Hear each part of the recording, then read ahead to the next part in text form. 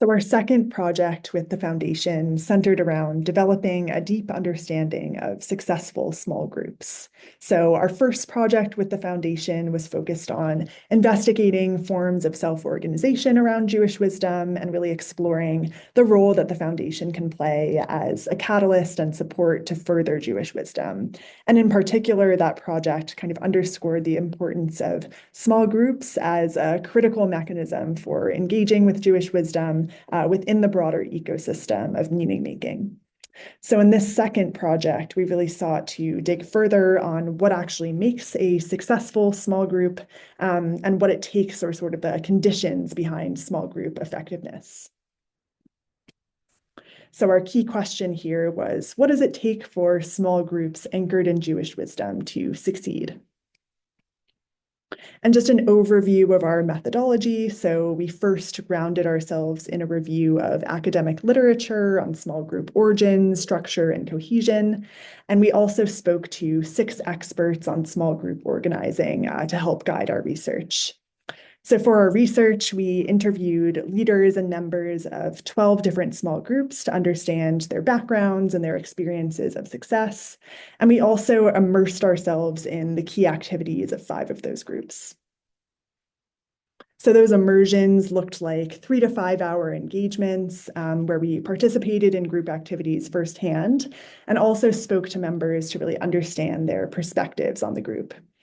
And then in our interviews with group members and leaders, we sought to learn about the small group's history, so how it formed, its structure and mechanics, the challenges that the groups faced and how it overcame them, and then finally, its experience of success and its approach to Jewish wisdom within the group. And we spoke to groups from a multitude of categories, including study groups, music groups, Shabbat-focused groups, and groups that also included vulnerable discussion, like at the well. So again, this project really builds on our previous work in which we established the importance of small groups. And here we wanted to hone in on the specific mechanisms that allow small groups to start and stick. And we also determined some opportunity spaces for developing broader Jewish wisdom philosophy under which small groups can thrive. And here in this presentation, I'll focus on that first piece around the mechanisms that help small groups stick. So we had a couple of key questions to guide us in our research. The first being, how do small groups come together in the beginning? So focusing on really their origins and their culture. The second question focuses on those specific mechanisms that help small groups succeed, so their structure and all of their mechanics. And then finally, the third question focuses on how small groups actually define their success and work toward it, and then how can the foundation support it? So going into the conditions of effective small groups, we had a number of key learnings and patterns that we observed across groups about the conditions that really help them stick. So I'll go through each one individually. And these conditions kind of fell across 5 key domains. So formation, leadership, mentorship, structure, and then the group's values. So when it comes to small group formation, we really found that groups tend to emerge from or respond to their existing environment. So small groups don't tend to come out of thin air is the key learning here. And this can happen by 4 primary means. So small groups can transform from one group to another. We saw this with one of the groups we investigated, Psychedelic Shabbat, which transformed from a group of friends into a more intentional group around Shabbat.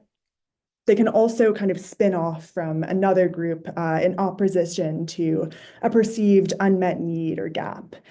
So this is where Deanne's Talmud study group came from. They can symbiotically deepen a relationship to a broader group that this group came out of. So at the Well Long Beach, for example, formed out of a broader community around a synagogue. And then finally, a group can be a combination or a synthesis of 2 separate groups. So the heresy, for example, combined members of different synagogues and communities. And critically, even when people weren't embedded in kind of a broader community or network, their approach to small group formation would typically look like formalizing kind of looser or more personal connections that they had in their own network. So people would rarely start kind of from scratch. And the real strategic implication here is to aim to seed groups out of existing communities rather than starting them from more of a blank slate, because that will be more kind of natural and effective. Another key learning we had about small group formation was that groups tend to catalyze in response to a sense of dislocation, and that really helps provide meaning within the group. So a moment of dislocation can look like becoming a new parent or experiencing grief or moving to a new city. So these kind of coalesce around life stages or identity.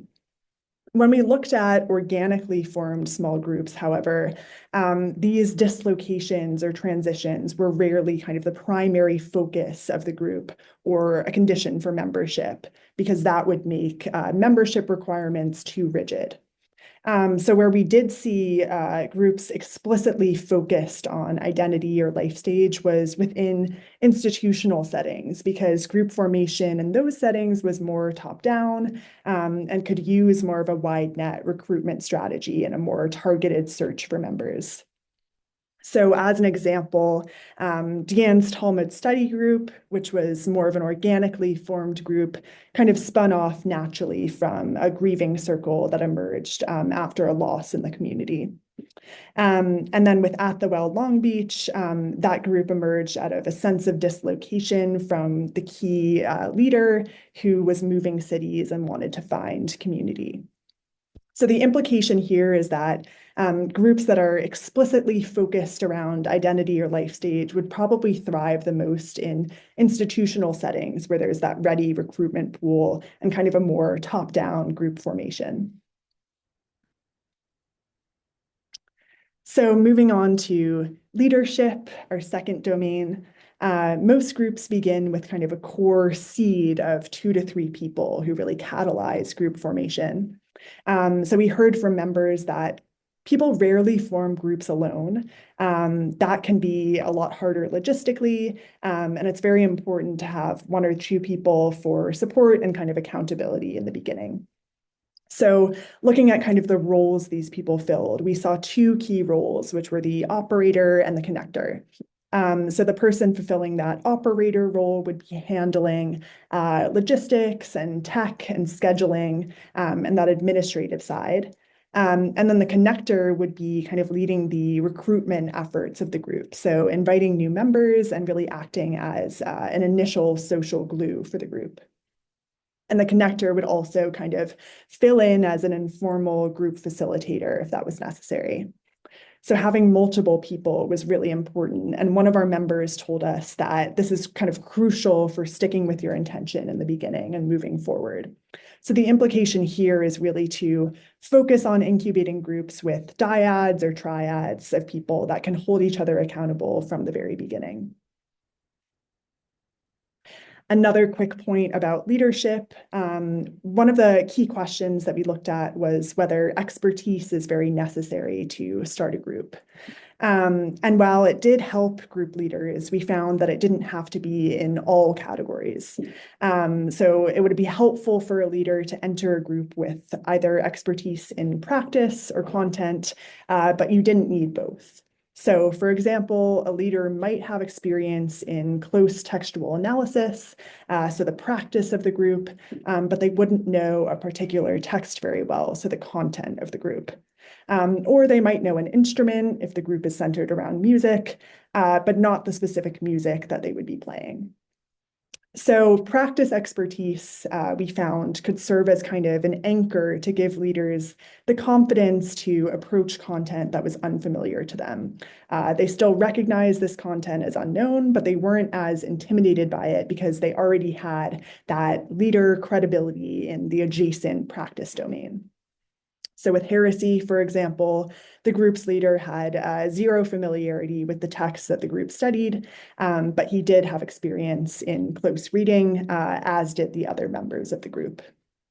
So the implication here is really to approach scaling individual small groups into a movement by developing leaders of practice. So really leaning into their existing domains of expertise and then supplementing any gaps in knowledge that they have with forms of education.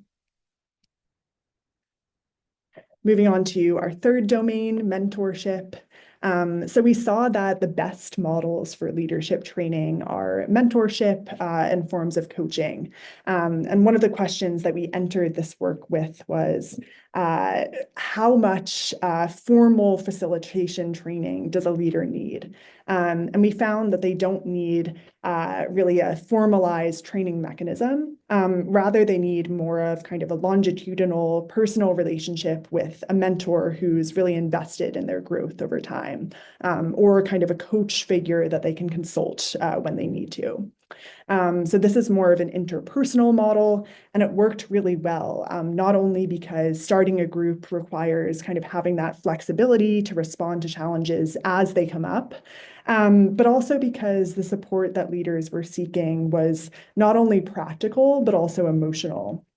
So they really needed a mentor they could trust to talk to about kind of any vulnerabilities or real personal challenges that come up.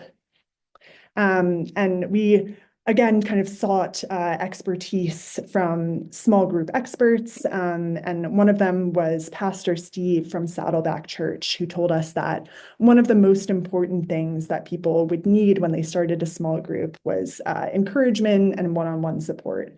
So that's where this mentorship model can become so valuable. And in At the Well, we saw a group leader who was providing this kind of support, so helping women who were preparing to start their own At the Well groups. And she noted how much they really seemed to benefit from direct guidance from her. So the key learning here, training should be very relational, so more focused on developing that bond and trust between a mentor and a mentee than traditionally educational, so going through formalized curricula. And a second key point here about mentorship, we found that programmatic formal facilitation training becomes more important with groups that require more structure. So for example, if a group met virtually, or if members didn't know each other before they joined the group, or if the group's activities were time bound, so they needed to get through a specific program in a set amount of time, that's when having formal facilitation training could come in handy, because the group's leader could really make sure to provide that structure to help members bond, or to get through that curriculum in a timely manner. So this was an important way to boost leader confidence, but importantly, it also wasn't a requirement or condition of leadership. So alternatively, we did see some leaders of these types of groups kind of learning by doing or having had lower lift mentorship models. As an example, the Kirva group was a more kind of formalized, structured group. And in order to help all of the members participate virtually and feel comfortable contributing to the group, formal facilitation training kind of came in handy. And with the Zohar study group, they also had a more trained leader who used that training to spark kind of better discussion among group members. So when we look at formal facilitation training and the role that it can play in sparking an effective small group, it's important for us to ensure that that training includes guidance on soliciting good group conversation, helping members who might not know each other well to develop relationships outside of the group, and also kind of balancing curricula and getting through that content with open group discussion. And then our fourth domain, small group structure. One thing we were very curious about with this research was group size and kind of how people think about the ideal size for a small group. And we found that groups tend to kind of solidify when they reach around 10 to 15 members. So this was seen as an ideal size because the group could still kind of function if any member had to miss a given meeting for any reason, but it also wouldn't be so large that the group's practice and culture were negatively affected. So as you can see, we have three kind of states here around group formation. So a group might start in a gaseous state where you have those core seeds of 2 to 3 people kind of establishing a foundational commitment to each other. Then we move to this liquid state where the group is still kind of open to new membership, still recruiting and still picking up ideas, but its basic expectations around membership and commitment are largely set. And then finally, we have this solid state where that group reaches around 10 to 15 members, and its practice and its membership are largely solidified. So the implication here is really to aim to connect seekers or people wanting to be part of a group with groups that haven't fully solidified and reached that solid state, because those groups are the ones that are most open to new members and to change. With structure, we also found that beyond structured group activities, members need to have looser ways to connect outside of the group. So relationships that can flourish outside of group meetings, maybe through weekend retreats or through group chats or WhatsApp chats, help create that deeper accountability between members, therefore encouraging more members to show up to meetings and to feel like a really connected member of the group itself. So coming together around that group practice is great for one level of cohesion, but you also need to form that deeper meshwork of relationships through extracurricular interactions. For example, the Tuesday Night Jam has started hosting retreats in order to help its members kind of get to know each other outside of the context of music. And with At the Well, leaders will set up kind of coffee chats with newer members to really start to build a relationship with them outside of the group. So here, the important learning is to provide groups with resources for that kind of non-programmatic free time to encourage that accountability and in turn support the long-term sustainability of the group. And looking at kind of the design of small groups, we found that most groups are really designed to last from the beginning. So for leaders, this makes sense because leaders are looking to establish the appropriate commitment from their new members early on and make kind of long-term scheduling decisions for the group. And of course, they want the group to last and sort of be successful in the long term. And this also kind of responds to the reality that most members of groups don't want to switch groups regularly because there's a lot of kind of activation energy required to really feel like a true member of the group. So one point we heard from a lot of members is that in the beginning, they didn't always immediately feel like a part of the group's fold. But once they kind of got to know people and showed up to more and more meetings, they felt very connected to other members and intended to stick around. So you need to get through kind of that initial hurdle. And then you really feel like a true member of the group and feel like you don't want to necessarily just switch to another one. Short-term groups, on the other hand, were most effective when they were kind of vehicles by which people could enter a broader community or kind of deepen their relationship with one that they were already in. So this was a major sort of purpose and incentive for joining a short-term group was to kind of improve your relationship with the community that it came out of. So some data points here with Serene's Torah study group. They plan their meetings for an entire next year out. So this really helps ensure that members can appropriately kind of prioritize and plan around the group. At the Well members specifically really told us about kind of the energy it took to acclimate when they first joined their groups. But now that they've sort of been vulnerable with other members and forged bonds and connections, they'd be really reluctant to switch to another group. Even in one case, there was an option to join a group that was closer to a member's home, but she declined because she felt really such a sense of belonging to her existing At the Well group. So the objective here is encourage leaders to kind of set clear expectations for commitment up front to kind of ensure that longevity of the group and sort of lean into the intention to stick to the group in the long term. And then finally, our fifth domain is around small group values. So one thing we were additionally curious about was whether small groups kind of define a main purpose or a set of values early on. And what we found was that aligning on logistics actually takes precedence over defining a broader kind of mission for the group. And this was largely because a lot of the groups naturally kind of attracted like-minded people from their networks. So it was less important to define a mission early on.